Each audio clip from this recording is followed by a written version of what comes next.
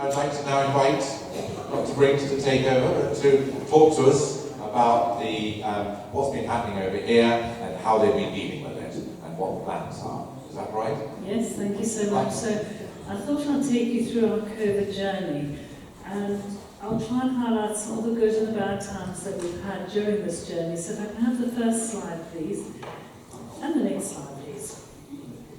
So it all really started off at the end of December of 2019. At that stage, a cluster of pneumonias were diagnosed in the Wuhan city, in the Hubei province of China. Now, it's absolutely clear that this couldn't have been out of the blue. So I get something called the early warning system that comes through to my computer. As Director of Public Health, I belong to an alert system, so anything that occurs globally feeds automatically through to us. So I can remember looking at the early warning system when I received it on the 30th of December, thinking, this hasn't happened overnight, in that there has to have been some workup to say that this is a cluster of unknown pneumonias. They have to have excluded other possible bacterial and viral causes. And so it immediately caught my attention because I thought, this is unusual. And what then happened is things progressed pretty quickly. So on the 1st of January, they closed the seafood market in Wuhan city in the Hubei province.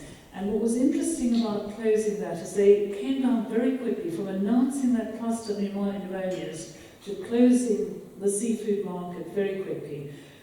When we actually looked at it, it actually was what we call a wet market. And so these are markets that slaughter wild animals in very close proximity to human and domestic animals. And so that provides an environment for the emergence of what we call a zoonotic infection. That is an infection that is transmitted from an animal into the human species. And I think it was really important to have that knowledge, because at that stage, and I can remember getting this information through on my computer thinking, this isn't looking good at all. By the 7th of January, they'd isolated a pathogen from these cases, and it turned out to be a coronavirus. They sequenced the virus very quickly, so we can do genetic fingerprinting of the virus. They sequenced the virus, and very quickly it was clear that this was not a coronavirus that was known to the human race. And what happened then was a very quick progression. First fatal case a couple of days later, Thailand reported case a couple of days later, and case in Japan, Korea, and by the end of January, they were seeing infections in healthcare workers. On the 20th of January, the day we got the alert of the healthcare workers, we sat in our office with the public health team, and we said, this virus looks like it's got pandemic potential. So it was clear to us at this stage we were looking at a virus that actually wasn't behaving like something that was going to burn out very quickly. So at that stage, we decided that we needed to, it was our duty to prepare the islands for a pandemic. And that early preparedness was key and was so helpful to our subsequent management. So if I can have the next slide, please. So this is just to show you a little bit how coronaviruses emerge into the human race. So we know that a lot of them will originate in bats, and there's something called MERS that you might have heard for Middle East respiratory syndrome, went through camels. SARS, which was the first SARS virus, went through civet cats. They say that the current SARS virus, which is known as SARS-CoV-2, is using pangolins as an intermediate host.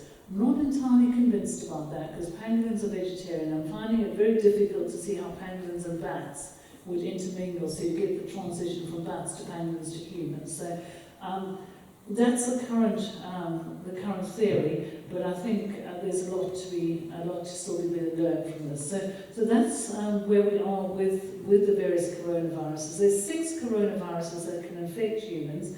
A lot of them just cause a common cold. We've got 2 of the particularly nasty ones, which MERS has about a death rate of about 30%. The first SARS about 10%, and then obviously we're dealing with SARS-CoV-2 now, which is the second SARS virus. So if I can have the next slide, please. So in January, this is what we were looking at, and we decided that we had to very early on decide what our strategy was going to be from the point of the islands. And we felt inevitably we would see a case, and indeed we thought that we would see a cluster of cases. We also thought that we needed to plan for a pandemic. Now, critical to us here was the fact that we needed to consider what our circumstances are in the bailiwick. And the World Health Organization is very clear on pandemic planning, is that you need to plan something that is right for your jurisdiction. Now, at that time, we were very cognizant of the fact that we have one hospital, we have one ED, one intensive care, so we have one of everything. And if you look at how pandemics affect larger jurisdictions, they tend to move across the jurisdictions in swathes. So if one area is affected badly, you can often get help from another area, maybe 50 miles away. We didn't have that luxury. We also knew that if we were dealing with people with severe respiratory symptoms, is trying to transport them off island on ventilators and so on would be extremely difficult, and actually would be, from the point of view of their survival, the mortality during transport was going to be extremely difficult for us. So we felt from the beginning that we needed to have a test, track and trace policy. And we said from the beginning that we wanted a community test, track and trace policy. Now that ran us into some problems further on. Right about February, the UK changed their programme from a community-based programme into a hospital-based programme where they only provide testing for hospital-based cases. And that didn't suit us because we wanted community testing.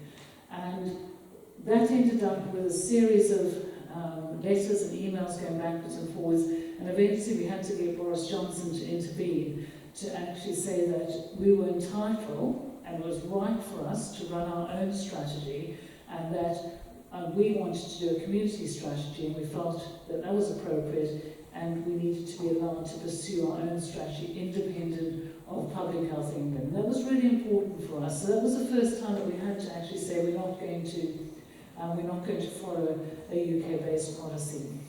We also were very clear is that we wanted to flatten the curve. So if we saw a swelling curve, and I'll show that to you in a moment, we needed to be able to flatten that curve to protect our resilience.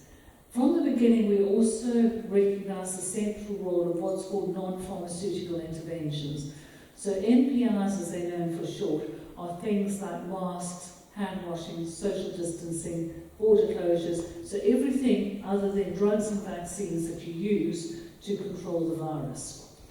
And by the time we our first case, we got our first case on the 9th of March, we were ready and waiting. We had our strategy in place. We knew exactly where we were going to manage cases within the island. We had our contact tracing policies written and ready to go. We had our contact tracers trained. So it was that early preparedness that was absolutely key for us. So if I can have the next slide, please. And we decided that we would develop a bailiwick approach. We looked at our country risk classification, and again, very narrow classifications were being used in the UK. We looked at the case definitions, and we were concerned about the classifications that they were using. And in fact, if we had used the same classification of Public Health England, we would have missed quite a few of our early cases. What we did is we backed on and we looked at the prevalence in countries, but we also looked at the patterns of infections in countries. Did they have large numbers of community seeding? Did we think that they were a risk? And we made our own judgment on that. We also developed our own contact tracing program. At the time we started, the wisdom was that you'd only get transmission when someone was actually absolutely symptomatic. Now, the principles of any viral infection is that you get a spectrum of clinical severity. A flu can vary from a bit of muscle ache and a runny nose to someone who's absolutely flattened and feels terrible. And all of our virological principles told us that you'd see a spectrum of infection. So we looked then at a broader definition, but we also looked at pre-symptomatic transmission. Now that's well known, but at the time of the first wave, the conventional wisdom was that you do contact tracing from the time of symptomatic and look at the contacts after that. We went back to the period before, the pre-symptomatic period, and that again did provide us with some additional protection. We designed a program that was right for us. We adopted our own case definition. I'll tell you a little bit more about that in a moment. We also developed our own on-island testing capacity. And that, if there's one lesson that I've learned from this, is that one thing I'll do differently, I probably would have gone even earlier for our own on-island testing capacity. And the reason being is through January and February, up into the beginning part of March, we were sending our samples over to the UK. And we were waiting sometimes 4 or 5 days for results to come back. Now, it's critically important that if you identify a positive case, is that you start contact tracing immediately to prevent those onward trains of transmission. So we will take our last run off this evening at about 9 o'clock. We'll check that there are any positives. If there are positives, we will start contact tracing this evening. So we aim to contact trace within an hour of getting a positive result. So waiting 4 or 5 days severely impacted on our ability to have a very responsive approach to the management of this viral infection. And it became apparent to us that not only were we having a delay of what we call swab to test result time, is we also had the numbers capped, and we were only allowed to do 35 tests a day. And that wasn't nearly what we wanted. We wanted at least 200 a day.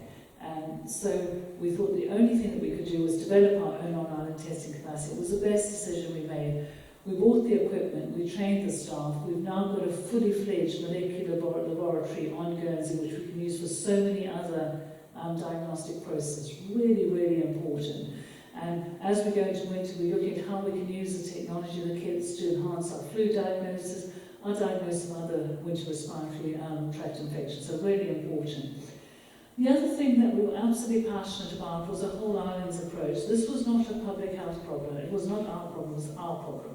And we all had to embrace it, and everyone did embrace it as the community's problem. So we looked at not only what public health were doing, if I can have the next slide please, but what everyone else was doing. So what the community were doing, primary care, secondary care, emergency services, communications and press. So one of the decisions we made from the beginning, or the decision I made from the beginning, I wasn't going to be a public health spokesperson.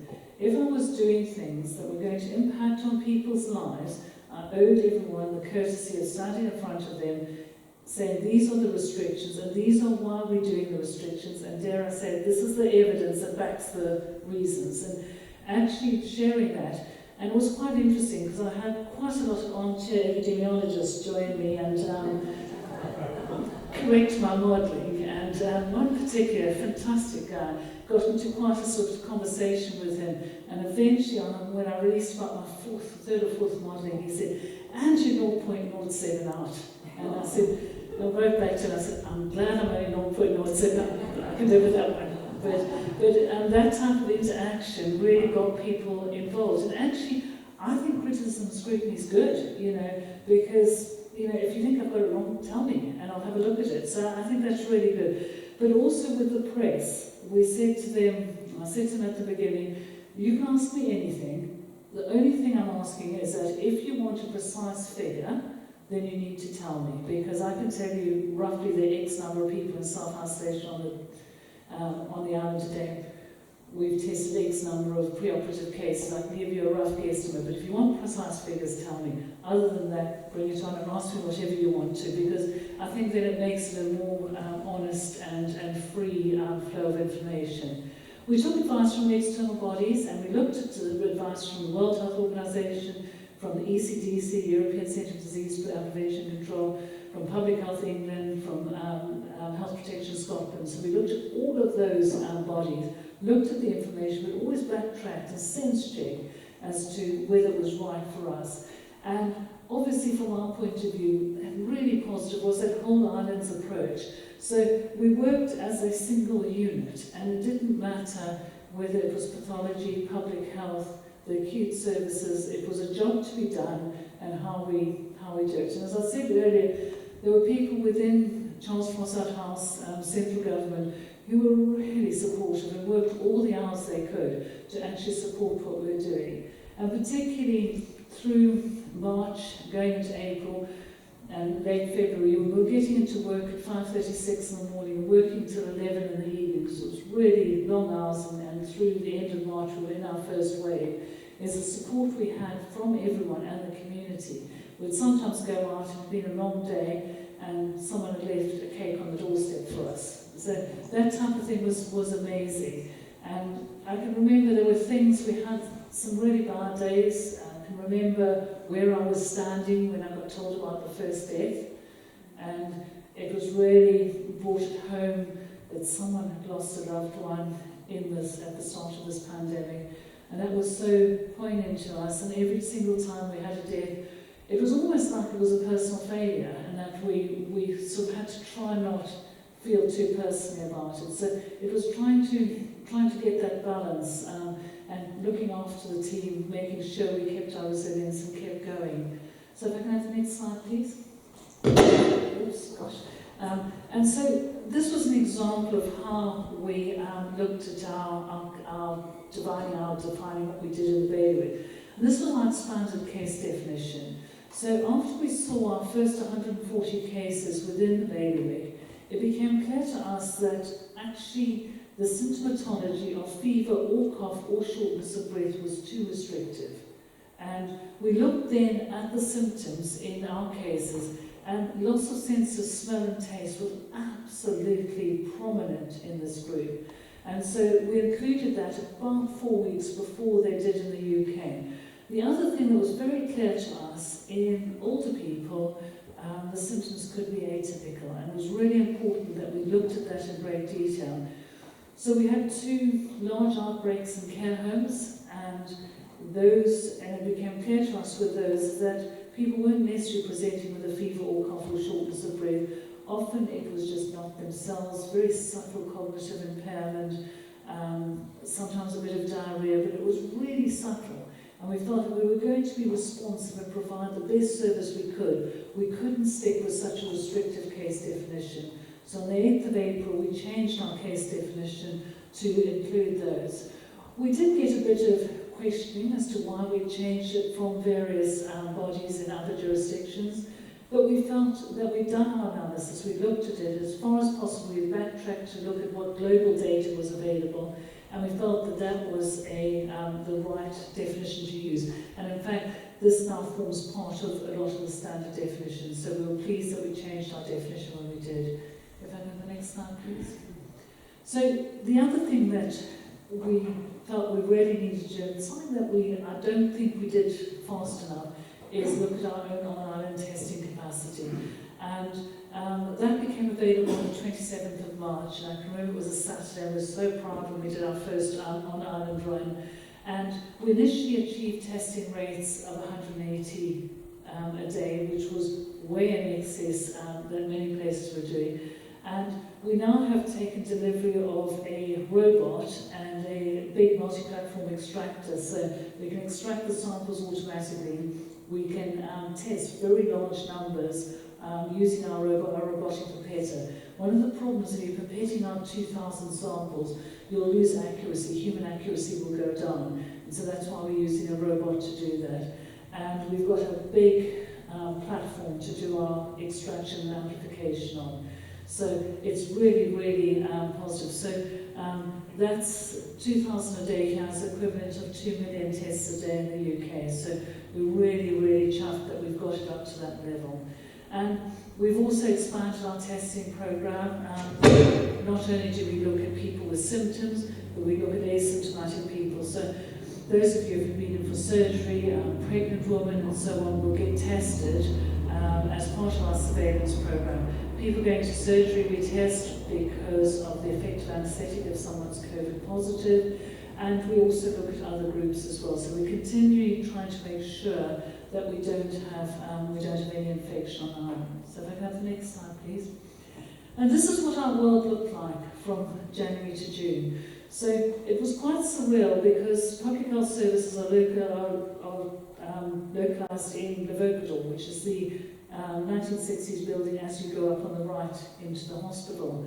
And we just near the Duchess of Kent, and we were very cognizant of the fact that it's where most of the sort of central, the chief executive and all that sits. But we had the bottom floor of that. But because the whole of everyone went home to work at home or they were working clinically, we ended up occupying the whole of the building. We also had people from other parts of the States of Guernsey come and work with us.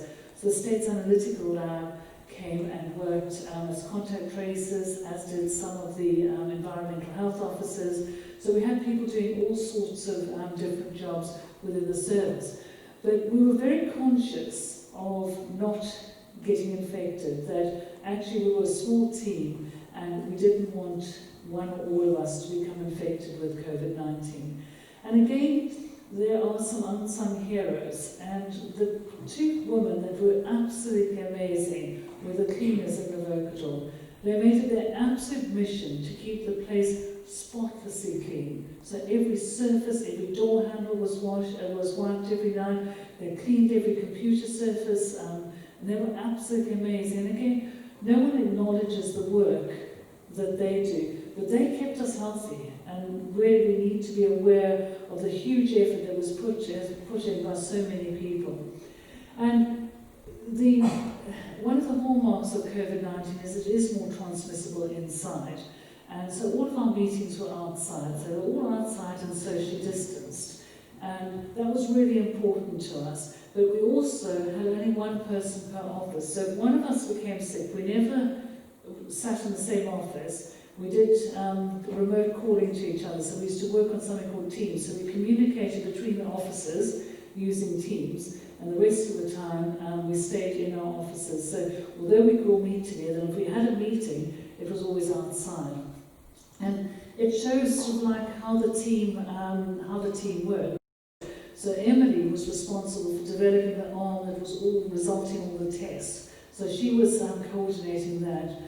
Andrea Tostovan, in fact, is our quitline manager, and she became one of our main contact tracers, one of the lead contact tracers, so she worked there. And we had all sorts of things appearing around the island, which caused us a lot of amusement. It was lovely to actually see those, it made us laugh.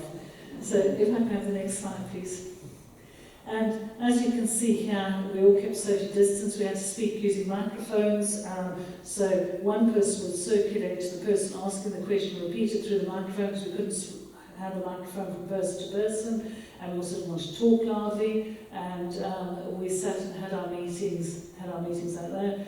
And you can see Paloma Ciotti sitting there minuting our meetings. Now, it was really important because these were formal meetings and they had to be logged and notified to the tactical coordinating group and to the strategic goal group, because it was really important, because we were making decisions and it needs to be a clear process for that decision making.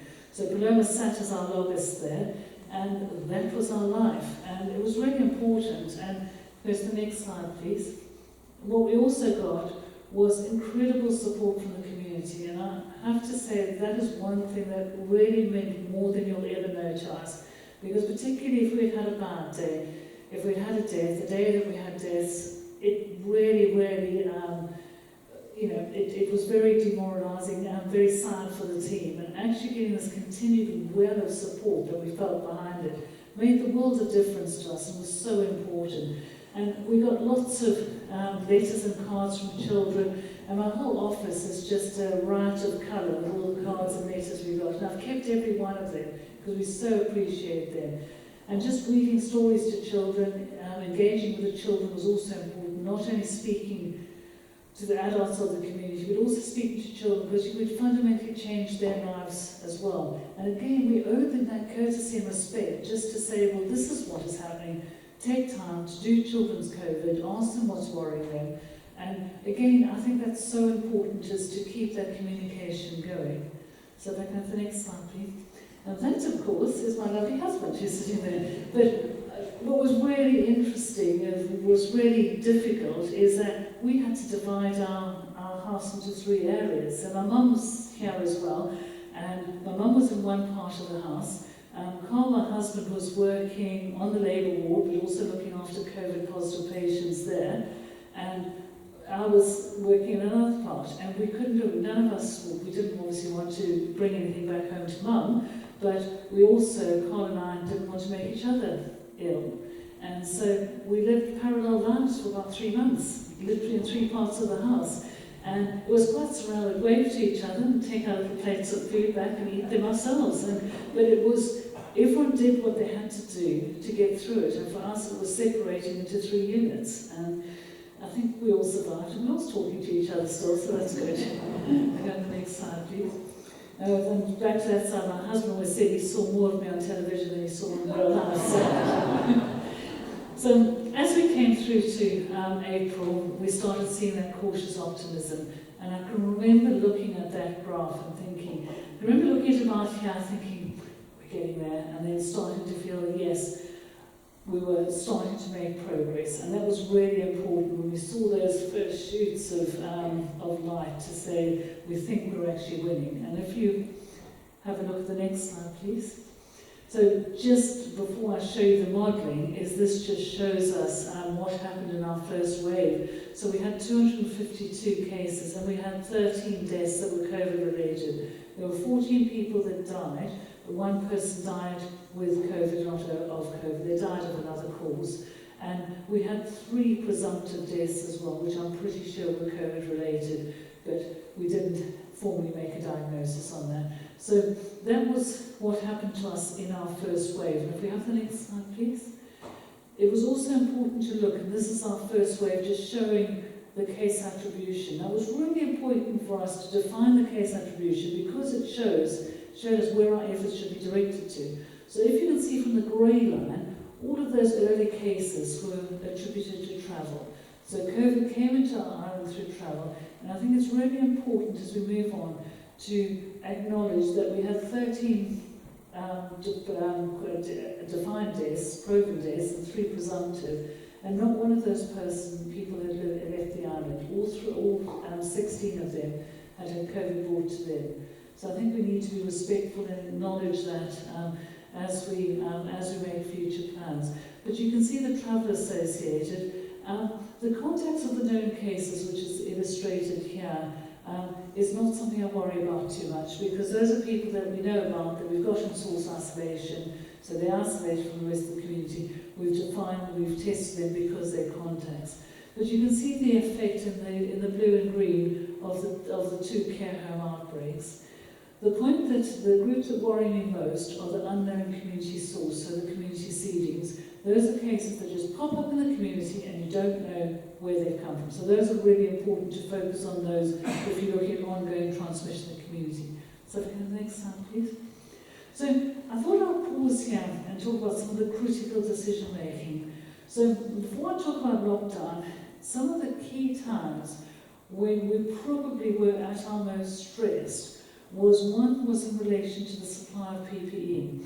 So what not many people knew at the time is that we came within 5 days of running out of surgical masks. And we were incredibly worried about that. So basically what happened, there was an almighty rush for PPE. And again, the community responded absolutely magnificently. When they heard that we were struggling, literally, we got all sorts of people coming to say, well, I know someone who knows someone who has a connection here.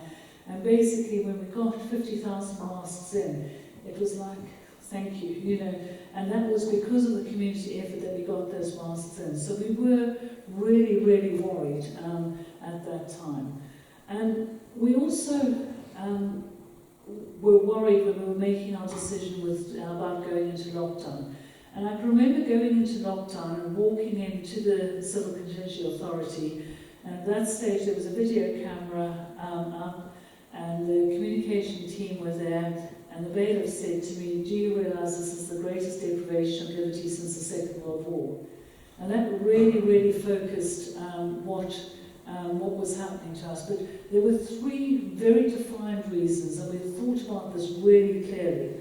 And the first was that up to that time, so up to the 23rd of March, we'd been able to identify where every single case came from. And on the 23rd of March, we had our first case of unexplained community seeding, so it was just a case that popped up in our island. And at the same time, we were getting reports from primary care, from the emergency department, from across the island, that something was going on in the island. There were fevers, there were some coughs, people were unwell, so there was this bubble of something going on, so we knew there was something going on. But at that time, we didn't have on-island testing, so we couldn't prove. We were defined, we were restricted to 35 tests a day, and we didn't have the testing capacity to actually work out what was going on. So we were essentially not able to define what was going on within primary care.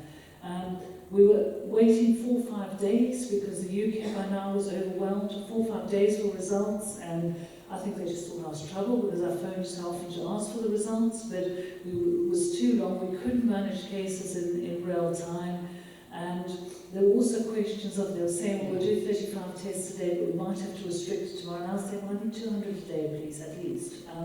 And so they couldn't match our testing capacity. Our testing turnaround time wasn't sufficient.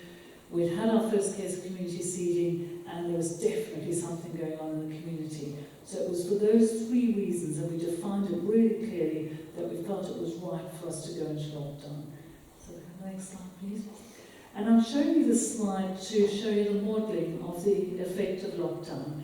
And I think it's really important. So initially we were on this grey trajectory here. So at the start, this was trajectory. If we followed that, we probably, with no mitigations, not done anything, we probably would have ended up with between 1,000 and 2,000 deaths. So that was what we were looking at that stage. And what we then did is we started at this stage is looking at what interventions we could put in place. So some of you might remember putting in the queuing at the shops, closing the schools, bringing in our enhanced hygiene messages. We then restricted restaurants to table service. So we started bringing all of those restrictions. And initially, what we saw was this happening. We thought, yeah, that's okay, we were working quite well. But then what happened is we started seeing this gradual ticking up in the number of cases. So what the dots show is the individual day variation, but that's very difficult to follow. So what we use is what's called a 5-day moving model, and that's what you see tracking along there. So we went into lockdown on the 25th of March, and that was the trajectory that we were following on lockdown. And what we see, the incubation period of the virus is between 2 and 14 days. So if you dial on to about 14 days, you see the number of cases being squashed down, and then you see the effect of lockdown. So I think, again, if you are going to put restrictions on a population, is you have to then go and look at the evidence of what you're doing. And the evidence of what we did is that you had a dramatic reduction of cases down to no viruses detected, and that was important for us. So that was the impact of lockdown and the decisions of lockdown. And we went to lockdown, and because it was such a clear-cut decision, it was probably easier. Coming out of lockdown has been a lot harder because we're now making value judgments the whole time. What's an acceptable risk? Should we put mitigating what we call MPIs on the populations? Should we start saying to mask social distancing? Or should we open the borders? You know, what's the right decision? What's the right balance? And as we move out of lockdown, I always think from a public health perspective, we'll move to phase 5, which is essentially get us in a position where internally we open. Once you start moving beyond that, that becomes a decision for the broader island and the broader economy and so on. But we decided we'd have a very clear strategy to come out of lockdown. And the first was our beloved test, contact, trace and quarantine. So we knew that that would be the backbone for anything that we did. So we knew we had to retain that capacity. We also developed a system of adaptive triggering. So adaptive triggering was triggers for going forward and triggers for going backwards. And so we developed a series of those. We also decided that we'd use the imperial model of not going for bang, let's just lift everything and see what happens, because then if it doesn't work, you don't know what you should then put back in. So we went for a phased release, and we didn't get out of lockdown, we went really quickly. And we also then developed at the same time, decided that we'd embark on an expanded testing program.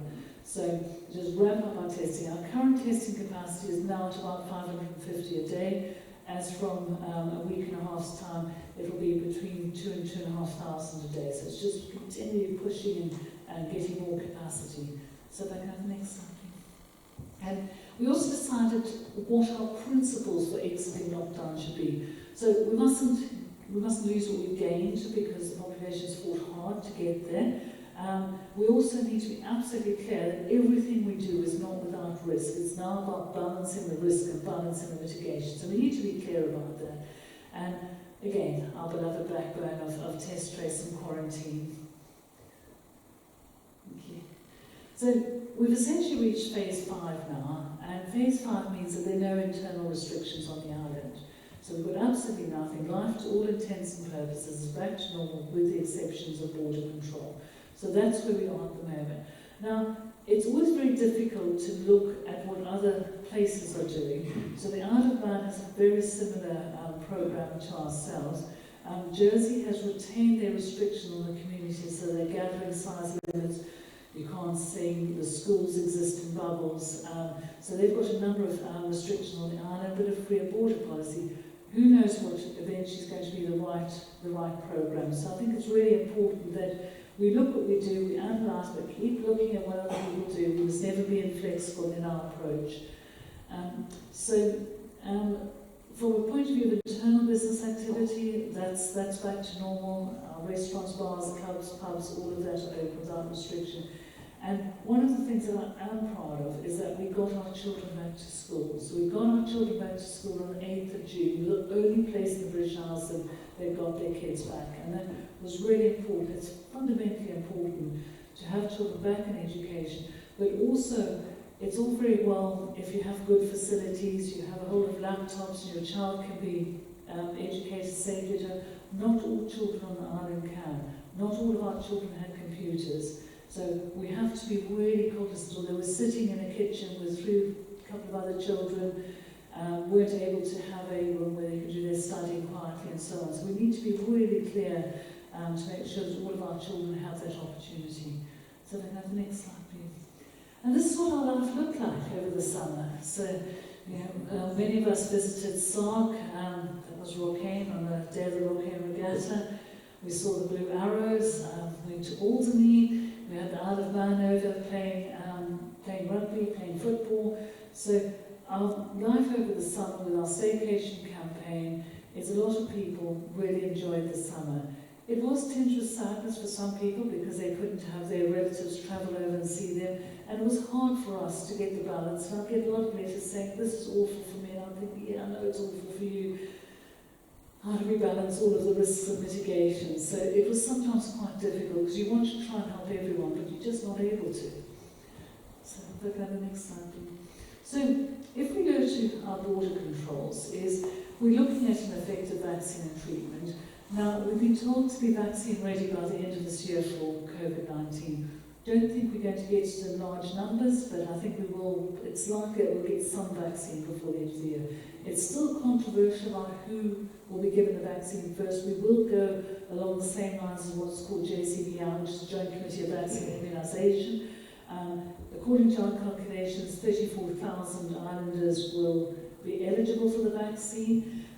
It's slightly complicated. Why we're pushing the flu vaccine so hard early is that the COVID vaccine can't be given within a month of the flu vaccine, and the COVID vaccine is likely to be 2 doses, and those have to be a month apart. So logistically, we have to plan for all of that. But we've planned, for example, one of the possible vaccines requires storage at -80. So we've got -80 refrigerators, and we planned the cold chain from the UK. We've ordered our needles and syringes, so we need at least 35,000 needles and syringes, little plasters, so we're setting up all of that. We've taken a law change to make sure that we're able to administer the vaccine, so it obviously will be a voluntary campaign, a voluntary vaccination. I don't believe in compulsory vaccination, so it'll be voluntary, but we want to make sure that we've got the whole infrastructure in place. We don't know whether we're going to get it 2,000-3,000 a week, or whether we're going to get 34,000 all at one dose, all at one go. I suspect it'll be the former. I think it'll come to us in drips and drabs. So we're planning how we'll immunise various groups of individuals, where we'll immunise various groups of individuals, what facilities we need. So what I want to do is that by the time we get the vaccine, we're ready to go. So we don't start thinking about all of that then, because that wouldn't be very sensible of us. So other things can be with the border control is that acceptable mitigations are in place to prevent uncontrolled infection in our community. And again, it might be in years to come that we have to look at alternative strategies. It's probably too early to do that. But also where you pair up with a country where the transmission rates are similar to ourselves. and Isle of Man is the obvious one for that, but we're also looking at various other air bridges. We'll continue looking at that. So I think that's important. So I don't have an answer as to when we'll do things, how we'll progress forward. We're doing various modelling exercises, looking at the risks of various strategies, looking at the risks of various prevalence, and that all will be presented, or is being presented in the fullness of time to the Civil Contingency Authority, so we can decide, or they can decide on which the best way forward is. So we can next slide, please. So again, with the balance of the border restrictions, you can restrict your borders or you can restrict your community. And finding out which is the best is very difficult. So some jurisdictions, as I said, have looked at a freer border policy but putting in your community restrictions, and that's your masks, your social distancing, and various of your activities being closed or restricted. So, as I say, it's kind of looking at what's right and what's appropriate for your community. Next slide, please. So, where we are now is that we've had 6 cases since the beginning of September. That's since we started our border testing, and all of those cases have been in self-isolation. There have been no secondary cases at all from those cases. What's really interesting is that we've had a spectrum of infection, and I have to say that everyone has been brilliant. And we've had some, very young university students return. They've been absolutely superb and completely responsible in what they've done. So really adhered to everything we've asked for. So across the age group, everyone is working together, which is very, very, very gratifying. All of these were travel associated. All of these were identified through our testing policy, all in self-isolation, and none have transmitted to anyone else on the island. So that's really important. So that shows the efficacy of the policy. Okay, the next slide, please. So as we go through, as we prepare for the winter, we're seeing cases, we've already seen that. We're planning, and we know what we'll do if we see a cluster of cases.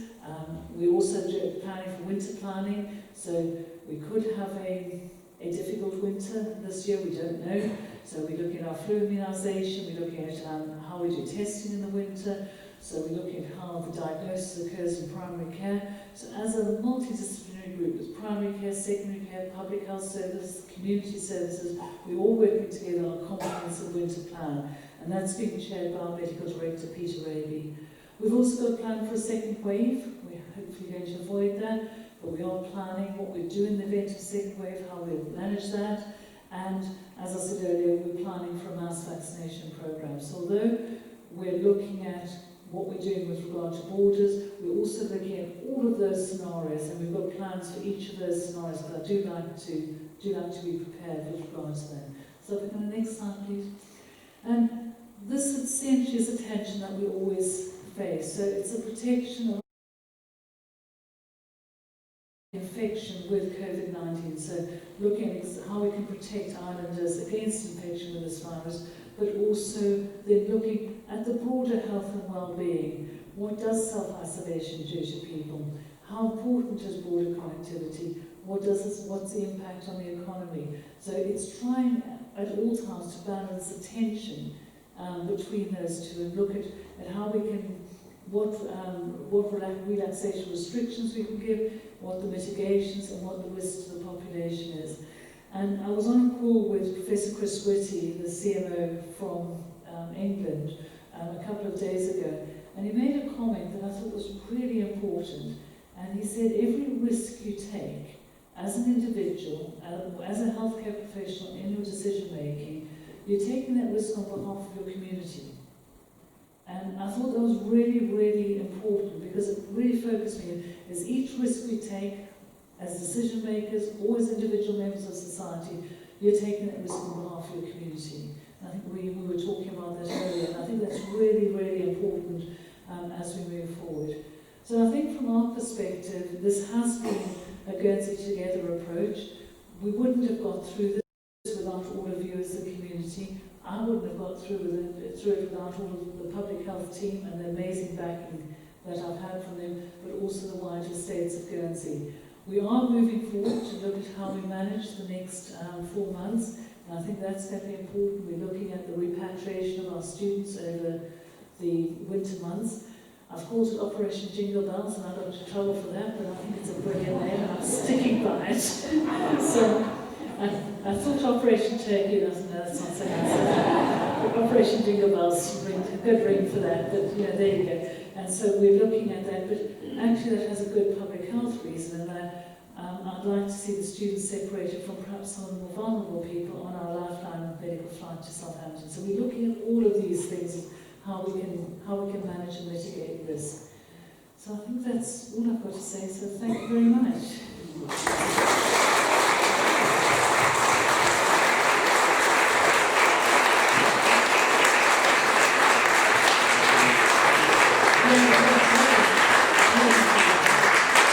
That was absolutely fascinating, and I think it's given us a lot to think about. It's told us a lot, that it's clarified a lot. We have a few moments left, so if anybody would like to ask Dr. Brink any questions, please put your hand up, and I will get you. Would you like to start? So this is a non-COVID question, but in the event of the Brexit talks failing, can we be happy that our medicine supply is in hand and it's not going to be disrupted, and suddenly things that we depend on are not going to be available? Yeah. So the Brexit supply chain is something that we're also working on, and as far as we can ascertain, because in my clinical role I'm getting asked that by our patients as well, and obviously we all are aware of that. As far as we can ascertain, we will be getting all of our medicines through the supply chain. There are obviously no 100% guarantees, but we've been assured that we will fit into the supply chain. And so, I mean, that's where we are. There's a lot of people working on that. We've been given as many guarantees as we can. And so, it's yes, we're in the supply chain. Yes, we've been told we will receive our medicines. But I think that's all I can say about that at the moment. I couldn't give you an absolute guarantee other than to say that we are not expecting a disruption. I heard that the pharmacy suppliers in the UK were being told to stockpile for up to 6 weeks disruption on the 1st of January. So if they're doing 6 weeks in the UK, is it going to take even longer? Are we suddenly 6, 8, 10 weeks behind? Yeah. So our pharmacists here are well aware of who's stockpiling what, and I don't think they're actually stockpiling. I think there's a sort of central stockpile which they have access to, which we're told that we'll have access to as well. So I don't think they're actually stockpiling it in the pharmacy sites. I think there's sort of around the UK, there are regional hubs where they keep a certain amount of site. That's my understanding, and we would then have access to one of those. Yeah. Thank you. I think somebody had a question. Ruth. Can you tell me why that all the schools on the island are asking all parents to keep their children away from school, even if they have a sniff? So the school policy is that if they have just a runny nose, then it is all right, but it's a runny nose with other associated features. Now this isn't COVID related, this is related to all respiratory tract infections. And one of the things that we hope will come out of COVID is that we'll become a healthier society. And I think a lot of people will go into work and say, well, I'm sick, but I'm not that sick. What they're doing is actually transmitting infection to the rest of the office or environment. So we've clarified the school policy about, and we've given them case definitions. I think, yes, I think people may be a tad on the conservative side, but it is very clear that a runny nose per se is not a reason. It's a runny nose with other symptoms. And it's often a fever, so the child's generally unwell, and so on, but it's not just a runny nose by itself. So if you've just got a runny nose, you're okay. You're okay. People shouting their nursery hours. Good gentleman just here. Dr. Brink, you said early on in your talk that it wasn't a question of if, but when a pandemic might come. So I mean, assuming that the answer is a vaccination, and given that there's been reports about people getting the virus twice, and China seems to have another upsurge, how do you see the world, if I can put it the big question, changing in relation to mutations of this virus or further viruses down the track in the way that we live our lives?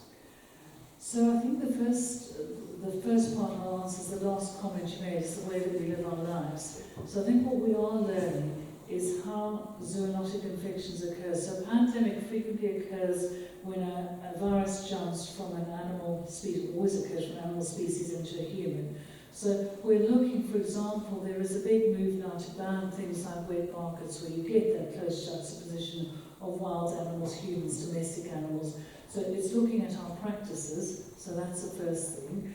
Then looking at our personal practices. What's really interesting, if you look at the data from Australia, is they've had a fewer number of cases of flu this year, and they think it's because of the enhanced hand washing, the stay at home if you're unwell messaging, so all of that. So we're starting to think that actually if I'm unwell but I'm okay to work, is stay at home and work at home. So employers are now looking at, well, you can actually stay at home and work remotely rather than go in and infect the office. The third thing is that we're learning a lot about the fast delivery of vaccines. What's really interesting is the Chanox 1, which is the Oxford vaccine, is using what we call a non-replicating adenovirus vector, and that's one of the carriers, so to speak, that's been used in the dengue vaccine. So we're developing an enhanced knowledge of vaccine delivery, and actually, it may be in the future we can get even faster at actually putting in the appropriate antigenic protein to stimulate immune response. You asked about multiple infections. Yes, they do occur. They're not that common. So there's 6 well-described cases in the literature where there's actually genetic evidence that it was 2 different viruses. But the duration of immunity for coronavirus is not great. So it might only be a year or so. So this might be something that for a time we might need an annual or 2-yearly regular vaccination program. So I think that's really important. The final thing you asked me was about the genetic wobble, the mutation. And yes, it does mutate, but interestingly, it's not mutating as quickly as we thought it would. So because it's an RNA virus, they're inherently error-prone when they replicate, and so you are going to get a bit of a wobble. So there's some variation. Doesn't appear to be changing how the virus is behaving clinically. What I did get today is it's slightly affecting some of the diagnostic tests now, and that's just come through on the early warning system today. I need to have a look at that in more detail. But with regard to the vaccine, it's probably broad enough to protect against some genetic variation, not a huge genetic variation, but it might be like flu. We would make a new vaccine each year that we vary it slightly based on the current makeup of the surface protein of the virus. Did that answer all your question? Right? I was trying to remember, I was counting my brain as you were asking. I think we have time for just 2 more questions. One just here. Hi, Nikki. Hello. Just to follow on from what you were saying, actually, since you first became aware of the virus back at the beginning of the year, has there been anything about the way it's behaved that's actually surprised you? The spectrum of clinical disease was not well defined, and what sometimes we described but didn't surprise me was the spectrum of clinical presentation. So in the beginning it causes this. That doesn't make sense for viruses. Viruses don't act like that. So I think that's the first thing, is that it was a greater disease of clinical presentation. I think the other thing is that in the early days they were talking about case fatality rates in the first wave. That's because they weren't testing enough. And now we're talking about infection fatality rates. So I think the changes in mortality is not surprising when you look at the science behind it. Everyone says, oh, it's not nearly as virulent this wave. Well, actually it is. It's got the same mortality rate of about 0.6%. So I think the speed in which it spread did surprise me. I didn't expect it. I thought it had pandemic potential, but I didn't expect it to take off as quickly as it did. and overwhelm the UK health services as quickly as it did, certainly what we saw in northern Italy. So the speed of global transmission did take me a bit by surprise. So I hope that's answered your question, John. One last question. Yes, I vividly remember having Asian flu in the 57-58 outbreak. Mm-hmm. I think about 10,000 people possibly died then. Yeah. Am I naive in thinking that I might have acquired some immunity, or is that sort of a vain hope? That's a vain hope. It's a totally different virus. Sorry. To be absolutely frank, it's a coronavirus and the other's an influenza virus. They're completely different. So one will confer absolutely no immunity to the other. So sorry. On that sort of note, I must say thank you very much indeed to Dr. Brink. It has been a tremendous...